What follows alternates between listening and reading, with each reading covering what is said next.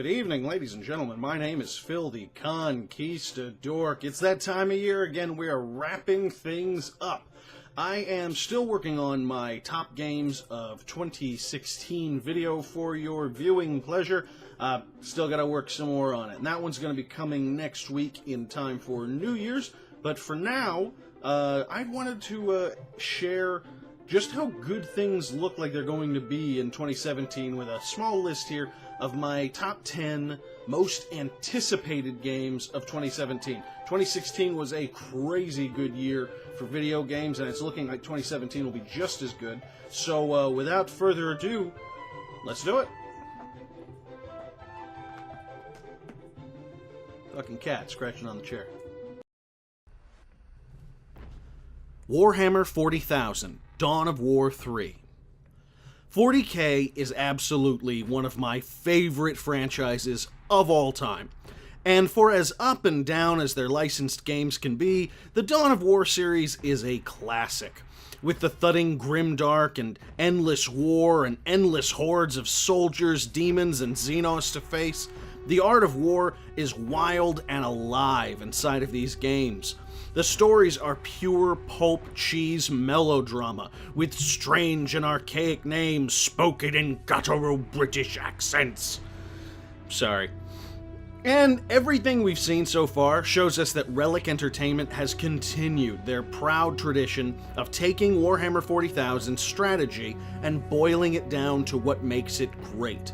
An updated engine, a fresh set of paint, and all kinds of new units means that when Dawn of War 3 arrives, I'll be playing it on day one.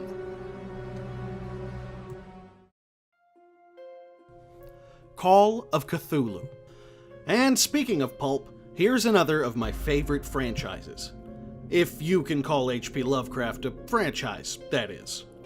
Filled with dark gods and existential dread, the works of Lovecraft have inspired a great number of games, including Bloodborne, Amnesia, and a ton of other horror pieces.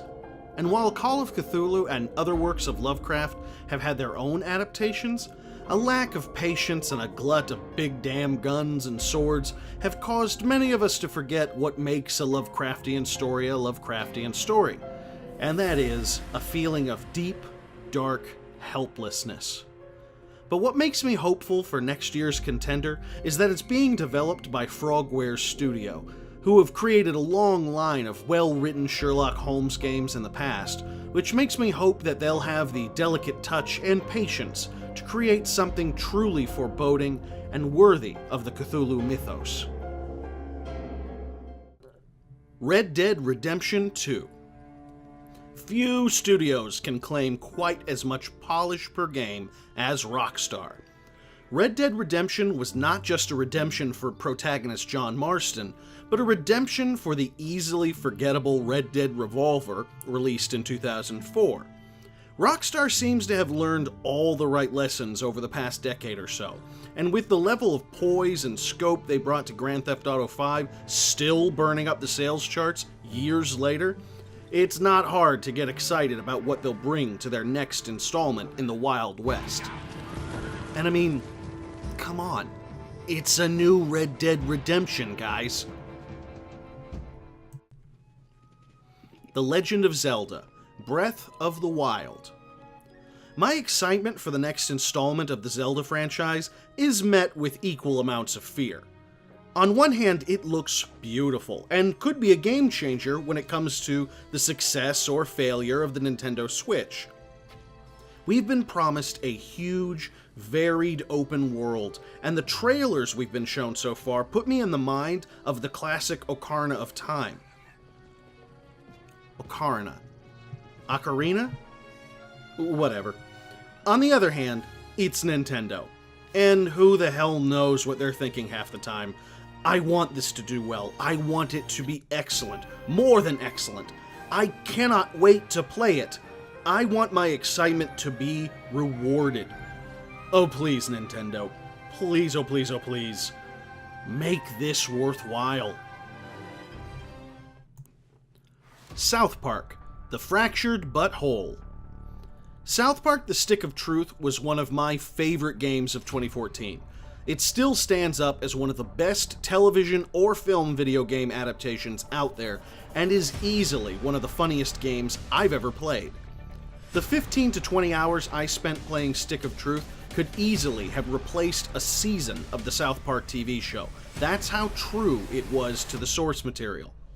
But afterward, it felt clear that the amount of work Trey Parker and Matt Stone put into the game had been taxing enough that they weren't looking forward to creating another.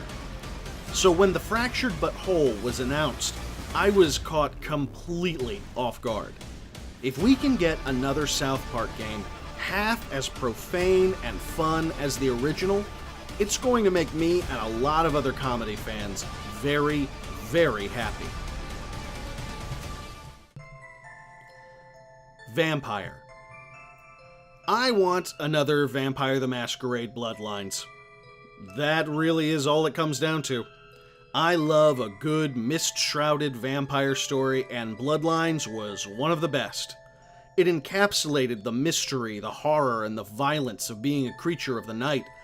I've been waiting for something with that level of storytelling to come along since, and Vampire is looking like it hits all the right buttons. It might not exactly be a perfect carbon copy of something like Bloodlines, but it has been developed by Don't Nod of Life is Strange fame, and that means I feel like it could be the perfect team to bring something along that's subtle, sinister, and a very fun experience. Bloodstained, Ritual of the Night. Hey, more vampires! Ever since this one was announced on Kickstarter with a dramatic introduction from Koji Igarashi, it's been keeping people's eyes peeled for every little detail they can find. And I am no different. A spiritual successor to Castlevania's Symphony of the Night, this looks like just the sort of hack-and-slash fun that could really satisfy nostalgia junkies and Metroidvania fans of every stripe. And maybe wash the bad taste of Mighty No. 9 out of a lot of people's mouths, too.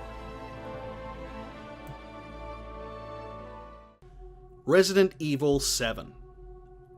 Resident Evil as a franchise has popped all over the map in terms of genre, style, and overall quality since its original release. But if the demos released this past year are any indication, Capcom is taking this one in a very different direction. Some of the most recent stuff looks more like Texas Chainsaw Massacre, which could go either way in terms of whether it works or not. But just imagine a family of inbred rednecks exposed to the T-virus. Think about the sort of small-scale insanity you could pull off with that. We don't have to wait much longer to find out, and I cannot wait to see what Capcom gives us. Telltale's Guardians of the Galaxy. Next to nothing is known about Telltale's venture into the world of Guardians of the Galaxy. Hell, we don't even have any screenshots or footage, but that isn't enough to keep me from being really excited about this team-up. Between the storytelling chops that a great Guardians of the Galaxy story would need, and the sense of humor that Telltale is famous for, this feels like a perfect match. Peanut butter and chocolate, coffee and pie, Rocket Raccoon and Groot. And Telltale's Batman series proved that they are still a force to be reckoned with, so I have high hopes for what they can do with this beloved Marvel franchise.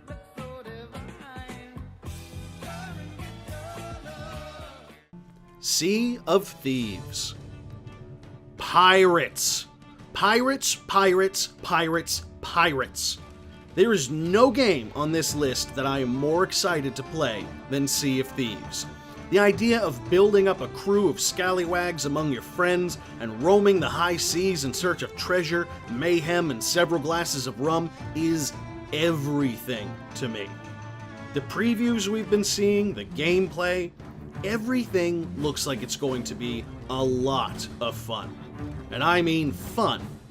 With a pirate setting, it would be really easy to go into some sort of moody, violent, bleak tone. But legendary game developers Rare have done the right thing and made this a game of looting and plundering and having a good time. It's almost more cartoonish than anything else. I have several friends that I know are just as excited as I am, and I truly cannot wait to round them up and start loading the cannons and sharpening my cutlass. So, that was it. Those were my top 10 anticipated games of 2017. I'm still nervous about a few of them. Who knows what's going to happen with a lot of them, frankly. But we're going to find out. Time will tell. And if the year is as good as it was this year, we're going to have a lot of fun and some unexpected stuff coming up as well. What do you think? What games are you looking forward to the most? Tell me in the comments below. Shoot me a subscription. Give me a like. I need things. Give them to me. In the meantime, in between time, everyone have a Merry Christmas, a Happy Hanukkah, whatever deity you choose to celebrate. Have a good one, have fun, and enjoy time with your family, and hopefully far, far away from work. And I will see you guys tomorrow. Bye-bye. If Daddy don't sink a little drinky, Daddy gets sad and blue. Sneak a little drinky, sneakity-doo. Sneak a little drinky past you. Sneak a little drinky